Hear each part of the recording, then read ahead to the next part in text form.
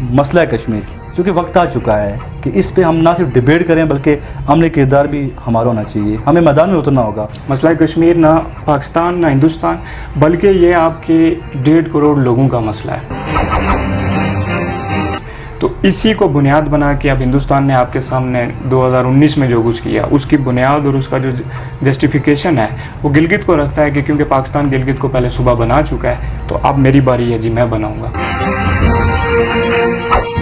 Hindustan status ختم کر چکا ہے، اب کوئی بھی انڈین سٹیزن ڈومیسائل لے سکتا ہے جموں و کشمیر۔ یہ ہے کہ آپ کا جو 15ویں ترمیم ہے اور خاص کر جو ٹورزم ایکٹ ہے یہ آغاز ہے اسٹیٹ سبجیکٹ کو ختم کرنے کا۔ جو ڈومیسائل لے کے یہاں کے شہری بن جائیں گے تو آج سے 15-20 سال بعد جا کے رائے شماری ہو تو کیا فائدہ پھر، کیونکہ آپ کی جو آبادی ہے اس کا تناسب بھی چینج ہوا ہوگا۔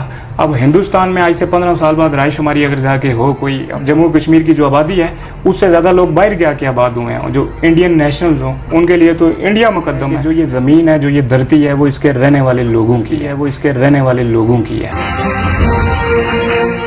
جس میں چیف منسٹر ہوگا، جس ریاست کا اپنا جھنڈا ہوگا، جس کی اپنی سپریم کورٹ ہوگی، جس کا اپنا ایوان ہوگا۔ جو ہمارا اسٹیٹ سبجیکٹ ہے یا جو ہماری نیشنل آئیڈینٹی ہے اس کو ختم کرنے کی کوشش کی جاتی ہے، تو مجھے نہیں لگتا کہ 2019 میں جو بھارت نے کیا اور جو 2022 میں یہاں ہوگا اس میں کوئی زیادہ فرق ہوگا۔ تو ہم ہوں گے لیکن ہمارا کوئی وجود نہیں ہوگا، ہمارا کوئی شناخت نہیں ہوگی، کوئی پہچان نہیں ہوگی ہماری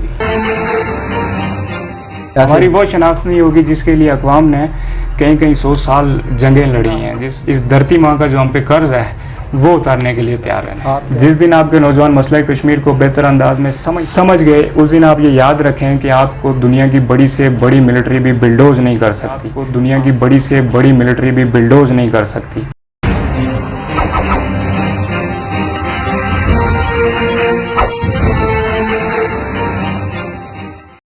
بسم اللہ الرحمن الرحیم۔ Voice of Jammu and Kashmir T V Bagh سے ساجد مغل کا سلام قبول کیجیے۔ آج کل تقسیم کشمیر کے چرچے ہیں۔ 15ویں آئینی ترمیم ہر کشمیری کی زبان پہ ہے۔ اکثر ہمیں دیکھنے سننے کو ملتا ہے، کہتے ہیں کہ یہ بہت پہلے سے تقسیم کشمیر کا معاملہ ہو چکا تھا، ابھی اس پہ بس عمل درآمد کرنا ہے، لیکن ایسا نہیں۔ تقسیم کشمیر کا جو فیصلہ ہے، کشمیر کا جو فیصلہ ہے، تحریک آزادی کشمیر یا خطہ ریاست جو ہماری ریاست ہے، اس کا فیصلہ ہم نے کرنا ہے۔ آپ نے کبھی یہ نہیں کہنا ہے کہ اس کا فیصلہ ہو چکا یا ہوگا، اس کا فیصلہ ہم نے کرنا ہے، کیونکہ اس کے وارث ہم ہیں اور ہمیں کو یہ حق حاصل ہے کہ اس کے مستقبل کا فیصلہ ہم کریں۔ اسی سلسلے میں آج ایک دلچسپ گفتگو کر رہے ہیں۔ ہمارے ساتھ جو نوجوان سیاسی رہنما موجود ہیں، انہوں نے سیاست کی دنیا میں بے پناہ ترقی کی، بہت ہی کم وقت میں ریاست کشمیر میں مرکز میں اپنی قابلیت کا لوہا بنوایا۔ ہمارے ساتھ موجود ہیں سابق ممبر CC PSF آزاد کشمیر، جو 2 بار PSF آزاد کشمیر کے ممبر CC رہے ہیں، سابق سیکرٹری اطلاعات PSF آزاد کشمیر، امیدوار چیئرمین PSF آزاد کشمیر سردار فوزیب خان۔ سب سے پہلے تو ہم آپ کا شکریہ ادا کرتے ہیں کہ آپ نے قیمتی وقت دیا ہمیں، چونکہ نوجوان ہماری اسکرین پہ ہمارے اس کیمرے کے تھرو ان کی آواز اکثر ہم لوگوں تک پہنچاتے رہتے ہیں۔ اس کی سب سے بڑی وجہ یہ ہے کہ آپ کو پاکستان میں اگر دیکھیں 1947 پاکستان کی آزادی کی بات ہو یا 65 کی جنگ ہو، یا پھر آپ پوری دنیا میں کہیں بھی جب بھی انقلاب کا ذکر ہوتا ہے تو وہاں پہ نوجوانوں کا جو کردار ہوتا ہے وہ سیر فہرست ہوتا ہے۔ اس لیے ہماری کوشش یہ ہوتی ہے کہ نوجوانوں کو زیادہ سے زیادہ اسکرین پہ لے کے آئیں اور ان کی آواز اپنے چاہنے والوں کے لیے تمام دیکھنے سننے والوں تک پہنچائیں۔ تو ایک بار پھر سے آپ کا شکریہ۔ سب سے پہلے آپ ہمیں یہ بات بتائیں کہ یہ مسئلہ کشمیر، چونکہ وقت آ چکا ہے کہ اس پہ ہم نہ صرف ڈیبیٹ کریں بلکہ عملی کردار بھی ہمارا ہونا چاہیے، ہمیں میدان میں اترنا ہوگا، ہمیں اس حوالے سے آگاہی مہم چلانی ہوگی، ایک چین بنانا ہوگا۔ اصل میں مسئلہ کشمیر ہے کیا؟ سعید مغل صاحب، سب سے پہلے تو میں آپ کا شکریہ ادا کرتا ہوں کہ آپ نے بڑے کروشل وقت پہ، بڑے اہم وقت پہ ابھی جو ریاست کا سب سے اہم نقطہ ہے اس کو اپنے پروگرام کا موضوع بنایا، جس پہ آپ مبارکباد کے مستحق ہیں۔ اور اس کے بعد میں آپ کا شکریہ اس لیے بھی ادا کرتا ہوں کہ آپ نے مجھ ناچیز کو آج موقع دیا کہ میں آپ کے کیمرے کی وساطت سے لوگوں سے ہم کلام ہو سکوں۔ سعید صاحب، اگر ہم تاریخی جائزہ لیں، اگر ہم اس مسئلے کا بیک گراؤنڈ دیکھیں تو حقیقی طور پہ بالکل ان بائس ہو کہ ہم کسی بھی پیرائے میں اگر اس کو اسٹڈی کرنے کی کوشش کریں تو مسئلہ کشمیر کے 3 ورژن موجود ہیں۔ اس موجودہ وقت میں اس کے 3 ورژنز ہیں۔ ایک تو وہ لینز ہے جو موقف پاکستان کا ہے، حکومت پاکستان، ریاست پاکستان کا ہے۔ ایک موقف ہے جو ریاست ہندوستان کا ہے کشمیر کے حوالے سے۔ اور ایک تیسرا موقف وہ ہے جو اقوام عالم نے ایکسیپٹ کر لیا ہوا ہے، جو ان کا موقف ہے، جس میں ہم UN کی قرارداد کا بھی ذکر کرتے ہیں اکثر. اور بیسکلی کشمیریوں کی امنگوں کا اصل ترجمان یہی تیسرا موقف ہے جو UN کا لینز ہے. ہم اگر مسئلہ کشمیر کو اسٹڈی کرنا چاہیں گے تو اصل اس کی جو تمام بیک گراؤنڈ کو سامنے رکھ کے اس کے تمام خد و خال کو جو بیان کرتا ہے وہ UN کی ریزولوشنز ہیں، اور وہ لینز ہے جو آزاد کشمیر، جموں کشمیر، لداخ، لیہ، ان تمام لوگوں کے امنگوں کا مظہر ہے. اگر ہم اس کو مزید گہرائی میں جا کے دیکھیں تو یہ دو ریاستوں کا مسئلہ کبھی بھی نہیں رہا. مسئلہ کشمیر نہ پاکستان نہ ہندوستان، بلکہ یہ آپ کے 1.5 کروڑ لوگوں کا مسئلہ ہے. آپ اگر عام پیرائے میں دیکھیں تو یہاں پہ باتیں ہوتی ہیں، اب فرض کیا ہم ڈیوائیڈ ہیں، ہم 3 حصوں میں بلکہ ہم 4 حصوں میں ڈیوائیڈ ہیں. ایک آپ کی اکائی آ جاتی ہے جو ہندوستان کے پاس ہے، ایک پاکستان کے زیر انتظام کشمیر ہے، پھر گلگت بلتستان ہے جس کا سٹیٹس بالکل الگ ہے، اور ایک وہ چوتھا حصہ ہے جس کو ہم اکثر اگنور کرتے ہیں اپنی گفتگو میں اس مسئلے کا ذکر کرتے ہوئے. ہمارے دانشور یا جتنے بھی لوگ اس کے بارے میں عام لوگ جب بات کرتے ہیں تو ہماری جو چوتھی اکائی ہے جو چین کے پاس ہے ہم اس کو اگنور کر دیتے ہیں. تو یہ مسئلہ 1.5 کروڑ کے قریب انسانوں کا مسئلہ ہے، یہ 4 اکائیوں کا مسئلہ ہے، اور اس مسئلے کو کسی ایک اکائی کو مائنس کر کے کبھی بھی نہیں دیکھا جا سکتا. ابھی آپ نے لداخ کا، گلگت بلتستان کا ذکر کیا، کشمیر کا ذکر کیا، آزاد جموں کشمیر کا، مقبوضہ کشمیر کا ذکر کیا. گلگت بلتستان تو آپ دیکھیں وہ پاکستان کا صوبہ بننے جا رہا ہے، بلکہ بنا دیا اس کو. تو ایسی صورتحال کو آپ کس نظر سے دیکھتے ہیں؟ سائی صاحب دیکھیں، جو گلگت کا مسئلہ ہے، گلگت کے تقریباً 70% لوگ پاکستان کا حصہ بننا چاہتے ہیں. اور جب ہم اپنے رائٹ ٹو سیلف ڈٹرمنیشن کی، رائے شماری کی، اپنے حق کی بات کرتے ہیں تو اس وقت ہمیں اتنا محتاط ضرور رہنا چاہیے کہ ہم کسی کا حق تو سلب نہیں کر رہے. اپنے مانگنے سے پہلے ہمیں یہ دیکھنا چاہیے کہ کیا ہم ان تمام اصولوں پہ پورا اترتے ہیں یا نہیں اترتے. آپ عام سرویز اٹھا کے دیکھیں یا آپ گلگت کے حوالے سے جب بھی آپ کوریج کریں گے، یا میں یہ سمجھتا ہوں کہ گلگت کے اکثریتی لوگ پاکستان کا حصہ بننا چاہتے ہیں. اور میرا نہیں خیال کہ ہمیں اتنا ظالم ہونا چاہیے کہ ہم کسی کے رائٹ ٹو سیلف ڈٹرمنیشن کو سلب کرنے کی بات کریں. اگر گلگت کے لوگ پاکستان کا حصہ بننا چاہتے ہیں تو وہ شوق سے بنیں، ان کو بننا چاہیے. لیکن ہمارا موقف یہ ہے کہ جو گلگت بلتستان ہے یہ مسئلہ کشمیر کا حصہ ہے. جب آپ گلگت کو صوبہ بنائیں گے اس مسئلے کے حل سے پہلے، تو اسی کو بنیاد بنا کے اب ہندوستان نے آپ کے سامنے 2019 میں جو کچھ کیا اس کی بنیاد اور اس کا جو جسٹیفیکیشن ہے وہ گلگت کو رکھتا ہے کہ کیونکہ پاکستان گلگت کو پہلے صوبہ بنا چکا ہے تو اب میری باری ہے جی، میں بناؤں گا. تو ہمیں چیزوں کو بہتر انداز میں ٹیکل کرنا پڑے گا. گلگت کے لوگ پاکستان کے ساتھ جانا چاہتے ہیں، ان کی یہ رائے ہے، ان کی امنگیں ہیں، تو اس کا اظہار بالکل ہونا چاہیے. وہ پاکستان کا صوبہ بنے، بسم اللہ. لیکن مسئلہ کشمیر حل ہونے کے بعد ہمیں کسی بھی ایسے پوائنٹ پہ نہیں جانا چاہیے جس سے مسئلہ کشمیر مزید بگڑے. یہ ابھی آپ کا ماڈرن سسٹم ہے، جو ابھی کا ورلڈ آرڈر ہے، آپ کا جو سب سے بڑا فرض کیا جو ادارہ UN ہے، UN کے دامن پہ سب سے بڑا دبا مسئلہ کشمیر ہی ہے، کیونکہ اس کی پیدائش اور مسئلہ کشمیر کی پیدائش برابر ہے. اور اس UN کے ہوتے ہوئے، سیکورٹی کونسل کے ہوتے ہوئے اگر مسئلہ کشمیر حل نہیں ہو رہا تو اس کا مطلب ہے کہ UN فیل ہو رہا ہے. UN ان تمام امنگوں پہ پورا نہیں ہوتا رہا جس کے لیے اس کی بنیاد رکھی گئی تھی. تو اس ایسے کسی بھی پوائنٹ سے آپ کو پیچھے ہٹنا پڑے گا جو مسئلہ کشمیر کو مزید خراب کرے. ہندوستان سٹیٹس ختم کر چکا ہے، اب کوئی بھی انڈین سٹیزن ڈومیسائل لے سکتا ہے جموں و کشمیر کا. یہ جو 15ویں ترمیم ہے اس کے خلاف بات کرنے کا یا ہم اس کے مخالف کیوں ہیں، اس کی وجہ یہی ہے کہ آپ کا جو 15ویں ترمیم ہے اور خاص کر جو ٹورزم ایکٹ ہے، یہ آغاز ہے اسٹیٹ سبجیکٹ کو ختم کرنے کا. جب آپ کا اسٹیٹ سبجیکٹ ختم ہو جائے گا تو ہماری جو ریاست ہے یہ غریب ریاست ہے. یہ اس سے تو اتفاق کریں گے میرے خیال میں آپ.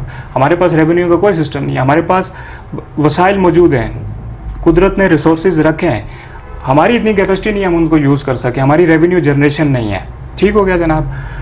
اب پرابلم آگے یہیں پہ رائز کرتا ہے سارا کہ جب ہماری سوورینٹی کوئی نہیں ہے تو کل پاکستان سے جو ہندوستان کے لوگ ڈیموگرافک چینجز کریں گے، جو ڈومیسائل لے کے یہاں کے شہری بن جائیں گے، تو آج سے 15-20 سال بعد جا کے رائے شماری ہو تو کیا فائدہ پھر، کیونکہ آپ کی جو آبادی ہے اس کا تناسب بھی چینج ہوا ہوگا. اب ہندوستان میں آج سے 15 سال بعد رائے شماری اگر جا کے ہو، کوئی اپنا پلبسائٹ کرواتا ہے تو اس کا کیا نتیجہ آئے گا؟ ہو سکتا ہے وہاں پہ جتنے جموں کشمیر کی جو آبادی ہے اس سے زیادہ لوگ باہر کے آ کے آباد ہوئے ہیں، جو انڈین نیشنلز ہوں ان کے لیے تو انڈیا مقدم ہے. اسی طرح اگر فرض کیا کہ یہ 15ویں آئینی ترمیم اور آپ کا ٹورزم ایکٹ، اس کے بعد بائی پروسیس آپ اسٹیٹ سبجیکٹ کو ختم کر دیتے ہیں، تو آپ کے یہاں پہ باغ میں، راولہ کوٹ میں، مظفر آباد میں، پورے پاکستان سے مختلف علاقوں سے یہاں پہ فارم ہاؤسز بنے گے، لوگ آ کے رہیں گے، ہو سکتا ہے ان کے ڈومیسائلز بھی یہاں پہ بنے طریقہ کار سے. تو اس کے بعد یہاں پہ رائے شماری کا کیا فائدہ ہوگا پھر؟ تو اس لیے یہ سب چیزیں اس ریاست کے لوگوں کی سوچنے کی ہیں. ہم بلا وجہ نان ایشوز کے پیچھے دوڑتے ہیں. جب بھی تحریک آزادی کشمیر کا ذکر ہوتا ہے، اقوام متحدہ کی قراردادوں کا بھی ذکر ہم سنتے ہیں، ڈسکس ہوتا رہتا ہے جلسے جلوسوں میں، کیمپ پہ بیٹھے ہوئے، ٹی وی چینلز پہ. اقوام متحدہ کی قراردادیں ہیں کیا، اور ان میں مسئلہ کشمیر کا جو حل ہمیں بتایا جاتا ہے وہ کیا ہے؟ یہ بڑا دلچسپ کوشچن ہے. آپ دیکھیں کہ جب بھی کہیں تحریک کی بات آتی ہے یا جب بھی کوئی ایسا پوائنٹ آتا ہے کہ جس پہ جو آپ کی اسٹرگل ہے یا آپ کا مسئلہ کشمیر ہے اس کو اجاگر ہونے کا موقع ملتا ہے، تو وہاں پہ ہم سب سے پہلے سٹیپ پہ جو چیزیں سنتے ہیں وہ اقوام متحدہ کی قراردادوں کا ذکر سنتے ہیں. آپ نے آزاد کشمیر کے لیڈران سے بھی یہ ہر جگہ پہ یہ چیزیں سنی ہوں گی. اصل میں مسئلہ یہ، ہم اس کا ذکر تو کرتے ہیں لیکن ہم پڑھتے نہیں کہ یہ ہے کیا. جو ریاست جموں و کشمیر کا مسئلہ ہے اس کی جو سب سے بہترین اور سب سے خوبصورت جو تشریح ہے وہ اقوام متحدہ کی قراردادیں. اس کی ہم لمبی بحث میں نہیں جاتے، یہ 3-4 قراردادیں ہیں. میں آپ کو مختصراً جو میں سمجھتا ہوں، جو میں اس کو انٹرپریٹ کر سکا ہوں، اور میرے خیال میں عام اس کی تشریح بھی جا کے یہی بنتی ہے، وہ 3-4 پوائنٹس ہیں، منیمم پوائنٹس جو ہیں. سب سے پہلے تو یہ ہے کہ جو آپ کا ریاست جموں و کشمیر ہے یہ 2 ریاستوں کا مسئلہ نہیں ہے، یہ عالمی مسئلہ ہے، یہ انٹرنیشنل کانفلکٹ ہے، یہ 2 اسٹیٹس کے درمیان کانفلکٹ نہیں ہے، جو سب سے پہلے ہمیں غلط فہمی دور کرنے کی ضرورت ہے. دوسری بات آپ اس میں دیکھیں کہ اس مسئلے کے حل کے لیے اقوام متحدہ نے جو سفارشات دی اس میں سب سے پہلا نمبر رائے شماری کا ہے، پلبسائٹ کا ہے. ٹھیک ہے جناب، پلبسائٹ یہ ہے کہ آپ کے جتنے لوگ اس ریاست میں رہنے والے لوگ ہیں وہ اس کا فیصلہ کریں گے، نہ کہ کوئی باہر سے ریاست آ کے اس کا فیصلہ کرے گی. اس کا مطلب صاف یہ ہے کہ جو یہ زمین ہے، جو یہ دھرتی ہے، وہ اس کے رہنے والے لوگوں کی ہے. اس کا فیصلہ بھی انہیں نہیں کرنا ہے، نہ کہ کسی آؤٹ سائڈر فورس نے کرنا ہے، یا اگر باہر سے فیصلہ ہوتا ہے تو وہ امپوزڈ فیصلہ ہوگا. اور جو تیسری چیز، جو سب سے امپورٹنٹ چیز ہے، جو آج کل ایشو ہے جس میں ہم آگے چل کے بات بھی کریں گے مجھے امید ہے، اقوام متحدہ نے اپنی قراردادوں میں اس چیز کو واضح کیا تھا کہ جب تک رائے شماری کروائی جاتی ریاست جموں و کشمیر کے لوگوں کو ان کا حق دیا جاتا، اس وقت تک یہاں پہ ایسا گورنمنٹل سسٹم ہونا چاہیے جو سیلف گورنڈ ہو، جس میں یہاں کے لوگ اپنے وسائل کو خود کنٹرول کریں، یہاں کے لوگ بااثر ہوں، یہاں کے جو یہ زمین ہے، جو ہماری ریاست ہے، اس پہ جو باوقار لوگ ہیں وہ اس کے حکمران ہوں گے، نہ کہ کوئی آؤٹ سائڈر فورس. ہندوستان نے 5 اگست 2019 کو مقبوضہ کشمیر کے اندر جو کیا پوری دنیا نے دیکھا. ابھی 15ویں آئینی ترمیم کہہ رہے ہیں کہ کشمیر کے سٹیٹس پہ یہ ایک حملہ ہے. 15ویں آئینی ترمیم سے کشمیر کو کیا نقصان ہوگا، اس کے بارے میں آپ کیا کہیں گے؟ جی دیکھیں، جو 5 اگست 2019 ہندوستان کا جو عمل تھا سارا سٹیٹس کو، آزاد کشمیر کے سٹیٹس کو ختم کرنے کا، ایک تو وہ یو این کی قراردادوں سے مکمل طور پہ انحراف تھا ہی تھا، ساتھ ان کے اپنے کانسٹیٹیوشن سے انحراف تھا. سب سے پہلے میں آپ کو اس پہ ہلکی سی اگر ہم بات کریں کہ جب ہندوستان کا کانسٹیٹیوشن، جو ان کا کانسٹیٹیوشن بنا، تو ہندوستان کی ریاست کا جموں کشمیر کے لوگوں سے یہ وعدہ تھا کہ جب تک پلبسائٹ ہوتا، جب تک رائے شماری ہوتی، جموں و کشمیر کے لوگوں کو رائٹ ٹو سیلف ڈٹرمینیشن ملتا، اس وقت تک جو ریاست ہے اس کو بطور خاص اکائی گورن کیا جائے گا، جس میں چیف منسٹر ہوگا، جس ریاست کا اپنا جھنڈا ہوگا، جس کی اپنی سپریم کورٹ ہوگی، جس کا اپنا ایوان ہوگا، لیجسلیٹو اسمبلی ہوگی. اب جو 2019 کا تمام عمل ہے وہ اقوام متحدہ کی قرارداد سے انحراف کے ساتھ ساتھ ان کے اپنے کانسٹیٹیوشن سے انحراف تھا.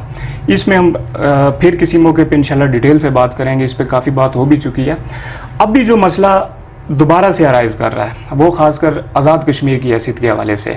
اب جب ہم ہندوستان کو مجرم قرار دیتے ہیں اس تمام عمل میں، ہمارا یہ موقف ہے کہ ہندوستان نے جو جموں و کشمیر کا اسپیشل اسٹیٹس ختم کیا، اس نے اپنے کانسٹیٹیوشن سے اقوام متحدہ کی قراردادوں سے انحراف کیا. تو اسی طرح جیسے میں نے آپ کو پہلے کہا کہ ہم آزاد کشمیر، جموں کشمیر، لداخ، گلگت اور لیہ کے جو علاقے ہیں ان کو الگ کر کے نہیں دیکھ سکتے. ہمارا موقف سارے کشمیر کے لیے صرف ایک ہی ہونا چاہیے.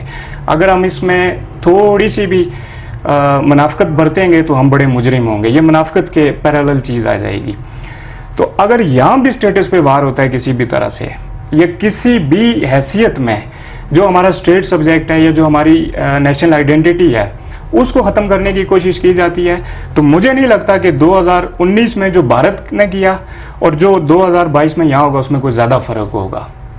15 آئینی ترمیم ہے کیا؟ دیکھیں، جو اس میں جو ڈرافٹ آپ نے سوشل میڈیا کی وساطت سے بھی دیکھا ہوگا اور جو ایک لیگل ڈرافٹ جس کو قرار دیا جا رہا ہے، اس میں جو ترمیم ہے، ایسے تو بیشتر ترمیم، لیکن جو سب سے خطرناک چیزیں ہمارے اسٹیٹس کے حوالے سے، ایک تو اس کے آرٹیکل 4 میں ترمیم کی جا رہی ہے. اطلاعات کے مطابق آرٹیکل 4 میں آزاد ریاست جموں و کشمیر کے پیچھے سے اسٹیٹ کا لفظ ہٹایا جا رہا ہے، ریاست کا. جب آپ کا یعنی ایکٹ ہے اس میں سے جب آپ کو ریاست کا لفظ نکال دیں گے تو پھر آپ کی حیثیت کیا بچتی ہے؟ آپ اس کو خود انالائز کر کے دیکھیں، آپ اس کو تاریخی پیرائی میں دیکھیں. اس کے بعد آپ کی حیثیت کیا بچے گی؟ آپ کس حیثیت میں پاکستان کی اکائی رہیں گے؟ تب تو یا تو آپ پھر صوبہ بنتے ہیں یا پھر آپ جیسے فاٹا رائے یا جو پروونشل ایڈمنسٹریٹڈ ایریاز تھے آپ تو اس کی حیثیت اختیار کر جائیں گے. اس کے ساتھ ساتھ پھر جو کشمیر کونسل کو بحال کرنے کی بات ہے، پھر جو آزاد حکومت سے مالیاتی اختیارات لیے جا رہے ہیں، اور پھر اس کے بعد جو دوسری خطرناک چیز جس کو میں سمجھتا ہوں، آپ کی جب کونسل بحال ہو جائے گی اس کے جو ممبران ہیں وہ تقریباً 7 کے قریب پاکستان سے ہوں گے، جس کے چیئرمین وزیر اعظم پاکستان ہوتے ہیں. ان ترمیم کی روح سے وزیر اعظم پاکستان کا تجویز کردہ کوئی قانون آپ کی اسمبلی میں زیر بحث نہیں لایا جا سکے گا. آپ کے پاس مالی اختیار نہیں رہے گا، آپ کی گورنمنٹ ٹیکسیشن نہیں کر سکے گی. اس کے بعد کونسل کا جو بھی قانون بنایا جائے گا اس کو آزاد کشمیر اسمبلی ختم کرنا تو دور کی بات زیر بحث تک نہیں لا سکے گی. آپ کی جو ججز، ہائی کورٹ کی ججز کی تقرری ہے، یہ اختیار وزیر اعظم پاکستان کے پاس چلا جائے گا. اس کے بعد آپ کا منرلز، آپ کے یہ جتنے بھی ہائیڈرو پروجیکٹس ہیں ان کے اختیارات آپ کے سارے چلے جائیں گے کونسل کے پاس. تو پھر آپ مجھے بتائیں کہ آپ جو پہلی ایک لوڑی لنگڑی سی ریاست ہیں، ہم ساورینٹی تو نہیں رکھتے اپنی یہ جو 4000 مربع میل کے قریب آزاد کشمیر جو ہمارے پاس ہے، اس پہ آزاد حکومت کی مکمل ساورینٹی تو کبھی بھی نہیں رہی. جب یہ اختیارات بھی چلے جائیں گے تو پھر مجھے بتائیں کہ آپ کی مظفر آباد اسمبلی کی، آپ کی کورٹس کی کیا حیثیت رہ جائے گی؟ یہ تو صرف پھر ان کا اختیار تو اتنا رہ جائے گا جتنا ایک ٹریفک وارڈن جو ہے وہ روڈ پہ اپنا اختیار ایکسرسائز کرتا ہے. یہ تو پھر صرف تھوڑی سی مطلب ان کا کام رہ جائے گا تنخواہیں دینا. مختصراً اگر ہم کہیں تو ہم ہوں گے لیکن ہمارا کوئی وجود نہیں ہوگا، کوئی شناخت نہیں ہوگی، کوئی پہچان نہیں ہوگی ہماری. ہماری وہ شناخت نہیں ہوگی جس کے لیے اقوام نے کئی 100 سال جنگیں لڑی ہیں، جس کے لیے اقوام نے خون کا نذرانہ پیش کیا ہے اور انہوں نے اپنی آزادی اور اپنی شناخت کو برقرار رکھا ہے. تو یہ جو موجودہ مسائل ہیں آپ کی نظر میں اگر ہم آپ سے پوچھیں ان مسائل کا حل کیا ہے؟ ساحد صاحب، سچی بات تو یہ ہے کہ آپ جس فیلڈ کے آدمی سے بات کریں گے وہ مسائل کا حل اپنی فیلڈ سے ریلیونٹ ہی تجویز کرے گا. میں کیونکہ اسٹوڈنٹ پالیٹکس سے منسلک ہوں، میں سیاست کا شوق بھی رکھتا ہوں، سیاست دیکھتا بھی ہوں، سیاست پڑھتا بھی ہوں اور سیکھنے کی کوشش کرتا ہوں، سیاست کا طالب علم ہوں. تو میرے نزدیک ہر مسئلے کا حل سیاسی ہی ہونا چاہیے. اور جب آپ اس لیول پہ بات کر رہے ہوتے ہیں تو سیاسی لیڈرشپس کا جو رول ہے وہ بہت امپورٹنٹ ہوتا ہے. آپ کے یہ جتنے مسائل ہیں، مثال کے طور پہ آج آزاد کشمیر کے اندر کئی سیاسی جماعتیں موجود ہیں، بے شمار مسلک موجود ہیں، لیکن جب آپ کسی براڈر کانٹیکسٹ پہ ان کو اکٹھا کرنے کی بات کرتے ہیں تو تب آپ کو اپنی ایگو کو بھی ڈاؤن کرنا پڑتا ہے اور آپ کو ایسے منیمم ایجنڈے پہ اکٹھا ہونا پڑتا ہے جہاں پہ آپ کا اتفاق رائے ہو سکے. تو ابھی وقت یہ ہے کہ آزاد کشمیر کی جتنی سیاسی جماعتیں ہیں، جتنی سیاسی لیڈرشپ ہے، چاہے وہ इलाक से मोहब्बत रखती है, चाहे वो आज़ादी के हामी हैं, चाहे खुद मुख्तारी के हामी हैं, जितने मसलक हैं, इन सब को एक एजेंडे पे इकट्ठा होना पड़ेगा और हमें अपनी शनाख्त के लिए एक होना पड़ेगा। अब ये वक्त नहीं है तफरके का या अपनी अपनी मस्जिद से अपने अपने सियासी मोर्चे से जदोजहद करने का। ये वक्त है कि हम एक हो जाएं और हमारे पास वाहिद ऑप्शन भी ये है। मैं आपको बताऊं कि अगर आप इंटरनेशनल सिनेरियो देखें तो पाकिस्तान की माशी हालात बहुत अच्छे नहीं हैं। पाकिस्तान इकनॉमिक क्राइसिस में है। पाकिस्तान अब जंगों का बोझ नहीं उठा सकता। मैं काफ़ी अरसे से जब भी हमारी दोस्तों से बात होती थी या चंद एक और जो आपके सोशल मीडिया इंटरव्यूज़ की मुझे मौका मिला, तो ये मेरा बड़ा पुराना व्यू था कि आज़ाद कश्मीर के स्टेटस को तब्दील करने की भरपूर कोशिश की जाएगी। मेरा ज़ाती ख्याल ये है कि जो 15वीं तरमीम है ये बतौर टेस्टर अभी फील्ड में आई है। शायद ये रुक जाए कुछ अरसे के लिए, शायद कि पाकिस्तान की तरफ से इसको पेश ना किया जाए, अभी इसमें 2, 3, 4, 5 साल का इंतज़ार किया जाए। लेकिन हमें अब बात समझ जानी चाहिए। हमें बतौर रियासत, बतौर एक रियासत का बाशिंदा, इस धरती माँ का जो हम पे कर्ज है वो उतारने के लिए तैयार रहना आप चाहिए। कह रहे हैं कि तमाम लीडरान को एक एजेंडे पे इकट्ठे होके एक ही आवाज़ में अपनी शनाख्त को बचाना चाहिए। क्या आप उम्मीद रखते हैं इनसे जो इक़्तिदार के लिए बिक जाते हैं? सर मैं तो चैलेंज भी मैं किसी एक को टारगेट नहीं कर रहा यहाँ, सही बात किसी है। तारीख बता रही है, उसके अलावा मौजूदा वक्त बता रहा है, सोशल मीडिया बता रही है। लोगों से आप पूछें, जितनी भी सियासी जमातें हैं, जितने भी उनके लीडरान हैं, टोटली यहाँ पे इक़्तिदार की जंग है। सर कश्मीर के लिए किसने क्या किया? जी ये आप जो है ना वो प्योरली स्कॉलरली एक डिबेट में आ गए हैं। हमें ये देखना पड़ेगा कि आखिर हमारे जो सियासतदान हैं वो ऐसे करते क्यों हैं। हम नुक्ताचीनी तो कर सकते हैं, तनकीद तो कर सकते हैं, लेकिन हम इन गहराइयों में नहीं जाते। आपके तमाम मसाइल का हल जाके इसी 15वीं तरमीम से जुड़ता है और इसी सारे बैकग्राउंड से जुड़ता है। मुझे ये बात बताएं कि आपकी रियासत है जिसमें लोग हैं जो वोट करते हैं, जो लोगों को मंतखब करते हैं, जो डेमोक्रेटिक स्टेट है, ऐसी बात है। लेकिन क्या वजह होती है कि इलेक्शन से 6 महीने पहले, 7 माह पहले, 8 माह पहले हर एक शख्स को, चाहे वो रिक्शा ड्राइवर हो या ये किसी यूनिवर्सिटी का उस्ताद हो, उसको ये बात पता होती है कि कौन सा उम्मीदवार जीत रहा है। उसको ये बात पता होती है कि कौन सी पार्टी आज़ाद जम्मू और कश्मीर में हुकूमत बनाने जा रही है। इसकी सिर्फ एक वजह है कि हमारी रियासती शनाख्त के साथ साथ हमारी अपनी रियासत पे सॉवरेनिटी भी नहीं है। हमारे पास चंद गिने चुने नाम हैं जो मसला कश्मीर को समझते हैं या इस मसले को समझते हैं कि हमारी शनाख्त का मसला क्या है, या इस मामले को समझते हैं कि हमारी आइनी हैसियत क्या बनती है। बाकी तो हम एक रेवड़ की तरह आंके जाते हैं ना हमेशा। तो तब ये लीडरान बेचारे भी क्या करेंगे। मैं चंद एक को एग्जेम्प्ट करके ये बात कह रहा हूँ, मैं किसी को तनकीद का निशाना नहीं बनाना चाहता कि जब आप पे गवर्नमेंट्स पाकिस्तान से मुसल्लत की जाएंगी, मैं यहाँ पे पाकिस्तान को भी टारगेट नहीं कर रहा, मैं वो बात कर रहा हूँ जो हर बंदा जानता है कि यहाँ 6 महीने पहले आपको पता है कौन सी गवर्नमेंट आ रही है। उसकी वजह क्या है कि वो पाकिस्तान में बरसरे इक़्तिदार होती है। हमें इस चीज़ का इल्म होता है कि मशीनरी उनके पास है, हमें इस चीज़ का इल्म होता है कि वसाइल उनके पास हैं, और वो बहुत आसानी से हमारी राय को, अगर हम वोट दे के मुंतखब करते हैं तब भी हमारी राय बिल्डोज हो रही होती है। वो बिल्डोज होती है मीडिया के थ्रू, वो बिल्डोज होती है बिल्स के थ्रू, वो बिल्डोज होती है आपके डेवलपमेंट बजट के थ्रू। यानी आपके किसी एक आम हल्के के आदमी को ये पता होता है कि अगर मैं अपोजिशन के बंदे, जो पाकिस्तान में अपोजिशन की पार्टी है, उस नुमाइंदे को वोट करूंगा तो कल मुझे बड़े मसाइल का सामना करना पड़ेगा, मेरे हल्के में डेवलपमेंट नहीं होगी, मेरे हल्के में काम नहीं होंगे, ये गवर्नमेंट में नहीं आ सकते। तो हमें सबसे पहले इन चीज़ों पे सोचना पड़ेगा। ये बताएं कि कभी इंशाल्लाह आगे चल के जो हमारे रियासती मसाइल हैं, जो रियासत की सियासत है, जो पाकिस्तान पीपल्स पार्टी से आपका तल्लुक़ है, जो आपके लीडरान ज़िला बाग के अंदर आज़ाद कश्मीर में, इस पर फिर कभी डिबेट इंशाल्लाह करेंगे, क्योंकि आज एक क्रूशियल मसला था हमारे, इस पर हम डिबेट कर रहे हैं। तो पाकिस्तान पीपल्स पार्टी का कारकुन होते हुए नेशनलिज्म का प्रचार करना एक ही वक्त में 2 नज़रियात, ये कैसे मुमकिन है? ये आपका बड़ा अच्छा सवाल है साहिद साहब। मैं आपको बताता चलूँ कि मैं पाकिस्तान पीपल्स पार्टी का हिस्सा हूँ, तो मैं किसी मौक़िफ़ की वजह से पाकिस्तान पीपल्स पार्टी का हिस्सा हूँ, लॉजिकल बुनियादों पे पाकिस्तान पीपल्स पार्टी का हिस्सा हूँ। हम डोमेस्टिक पॉलिटिक्स को 1 मिनट साइड पे भी रख के रियासत पाकिस्तान की तरफ से बेशुमार ज़्यादतियाँ हैं जो रियासत जम्मू कश्मीर के साथ हुई। اس سے کوئی اختلاف نہیں کر سکتا, یہ اس میں کوئی شک نہیں کرتا.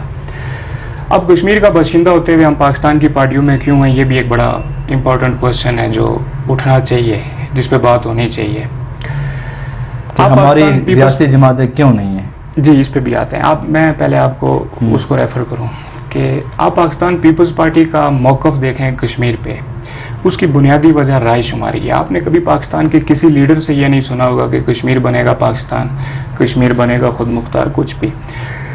یہ لوگوں کا رائٹ ہے, اس کا فیصلہ عوام کریں گے, لوگ کریں گے. اور پیپلز پارٹی کی رکنیت کا بنیادی مقصد ہی یہ ہے کہ یہ رائے شماری کی حمایت کرتی ہے. ہمارا نعرہ رائے شماری ہے. اور سیکنڈلی اگر آپ ڈومیسٹک لیول پہ دیکھیں تو سچی بات ہے کہ کشمیر کی تحریک ابھی پنپ رہی ہے. ہم شاید اس موڑ پہ نہیں پہنچے کہ جہاں سے اب ہم نے فیصلہ کن راستے پہ گامزن ہونا ہے. ہم ابھی راستے میں, اس تمام عمل میں ہم اس چیز کے لیے شور کسی بھی صورت نہیں ہے. ہو سکتا ہے کشمیر صبح آزاد ہو جائے, اور ہو سکتا ہے کشمیر کی آزادی میں اس کے فیصلہ ہونے میں 100 سال لگ جائیں. ان 100 سالوں میں ہمارے باقی مسائل بھی تو ہیں. ہمیں انفراسٹرکچر بھی چاہیے, ہمیں روڈز بھی چاہیے, ہمیں صحت کی سہولیات بھی چاہیے, ہمارے ایجوکیشن کے مسائل بھی ہیں, ہمارے جو دیگر جتنے مامدہ مسائل جو گورنمنٹ سے ریلیٹڈ ہیں, آخر وہ بھی تو ایڈریس ہونا ہی ہونا ہے نا. تو اگر آپ 60 سالوں کو اٹھا کے دیکھیں, 70 سالوں کو اٹھا کے دیکھیں, تو پیپلز پارٹی واحد جماعت ہے جو ہمیں سوٹ کرتی ہے ڈومیسٹک پالیٹکس میں. آپ پیپلز پارٹی کے, میں زیادہ پیچھے نہیں جاتا, ہم تاریخ میں نہیں جاتے, 2011 سے 2016 کی جو گورنمنٹ ہے, آپ اس کا کمپیریزن باقی تمام گورنمنٹ سے کر کے دیکھیں. 3 میڈیکل کالجز, آپ انفراسٹرکچر دیکھیں, جس حلقے میں جائیں گے, جس ضلع میں جائیں گے. اس کے بعد آپ تعلیم کے میدان میں ان کی کارکردگی دیکھیں, آپ صحت کے میدان میں دیکھیں, تو یہ جماعت ہمیں سوٹ کرتی ہے. نیشنلزم کی جہاں تک بات ہے, اور یہ آپ کا ایک بڑا اچھا نقطہ تھا کہ 2 مختلف نظریات. ٹھیک ہے, Peoples Party hardcore socialist جماعت نہیں ہے, سیمی سوشلسٹ آپ اس کو کہہ سکتے ہیں, اور دوسری طرف نیشنلزم, یہ دونوں آمنے سامنے کے نظریات ہیں. ان کا امتزاج بڑا مشکل کام ہے. لیکن ایک چیز کو آپ لازمی زیر غور رکھیں کہ کوئی بھی نظریہ آفاقی نظریہ نہیں ہوتا, وہ لوگوں سے بنتا ہے, لوگ بناتے ہیں, لوگ اس کی حمایت کرتے ہیں, لوگ سپورٹ کرتے ہیں, تب جا کے وہ فاسٹر ہوتا ہے. تو اسی طرح ہر علاقے کی اپنی اپنی ضروریات ہوتی ہیں. اب جس خطے میں ہم رہ رہے ہیں, اس میں نیشنلزم ایک ضروری عنصر ہے. آپ دیکھیں گے کہ فرض کیا جو بر صغیر کی ڈویژن ہے وہ کس بنیاد پہ ہے, نیشنلزم کی بنیاد پہ ہے. اسی طرح آپ ان کی جڑت دیکھیں گے. آپ فرض کیا جب ہندوستان کی جڑت کی بات آتی ہے, اس کی اکائیوں کی جڑت کی بات آتی ہے, تو اس کو جوڑنے کے لیے جو ایلیمنٹ ہے وہ نیشنلزم ہے.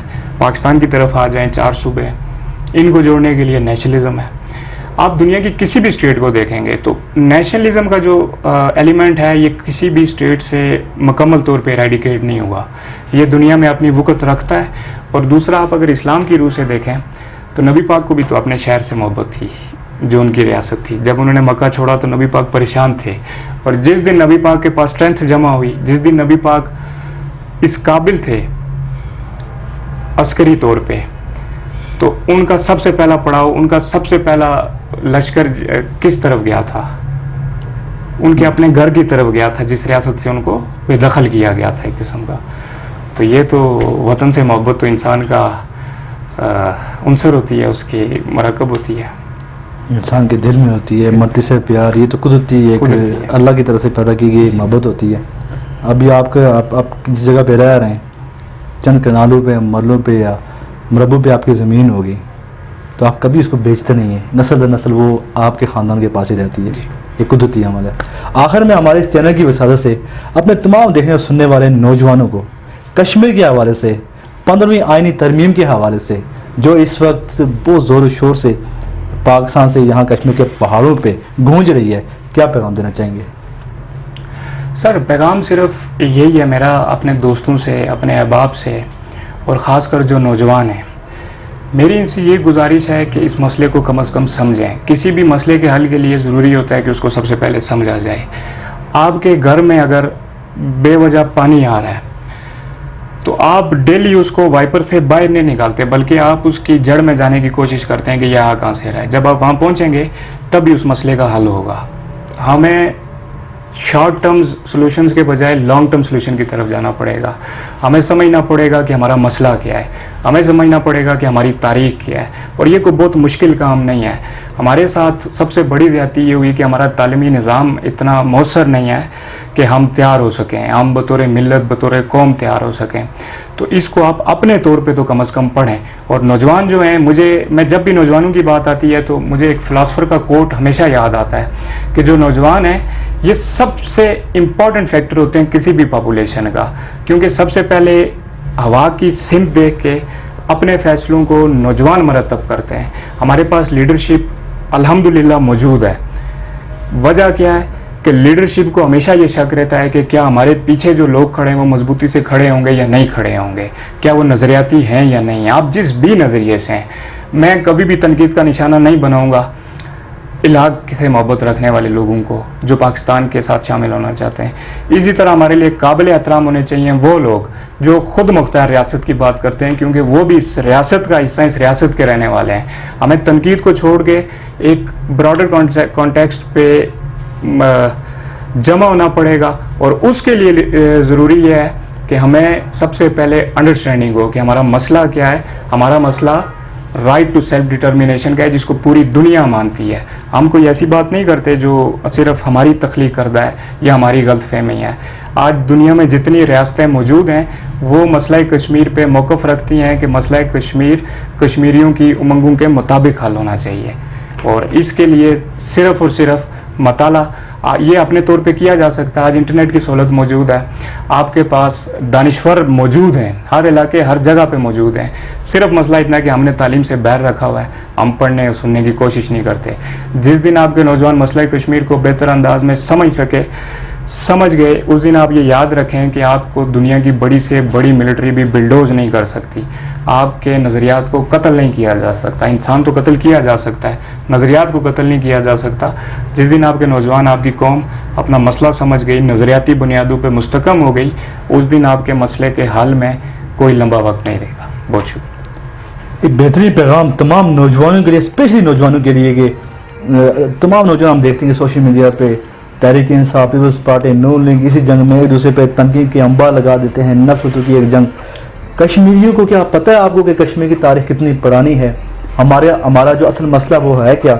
एक खूबसूरत पैगाम इनका कि स्टडी करें, आप कश्मीर की तारीख को स्टडी करें, आपको जो मसला है उसको स्टडी करें। जब आपको बखूबी पता होगा अपने मसले का, फिर आप बैनुल अक़वामी दुनिया में अपना पैगाम पहुँचा सकते हैं, अपनी जंग लड़ सकते हैं, तहरीक आज़ादी कश्मीर के लिए कुछ कर सकते हैं। इसी के साथ साजो मूल को इजाज़त दीजिए, दुआ में याद रखिए। अल्लाह ने के बाद।